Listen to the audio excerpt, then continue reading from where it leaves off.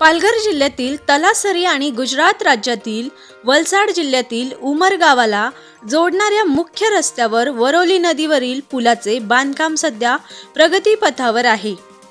हा मार्ग डहाणू बोर्डी आणि तलासरी जोडणारा प्रमुख मार्ग असून गुजरात आणि महाराष्ट्र राज्याच्या सीमा या नदीने अधोरेखित केल्या आहेत। दरवर्षी पावसाळ्यात वरोली नदीला पूर आल्यावर हा मार्ग पाण्याखाली जातो, ज्यामुळे दोन्ही राज्यातील नागरिकांचा संपर्क तुटतो। या पुलाचे काम आता युद्ध पातळीवर सुरू असून लवकरच हा पूल वाहतुकीसाठी खुला होईल।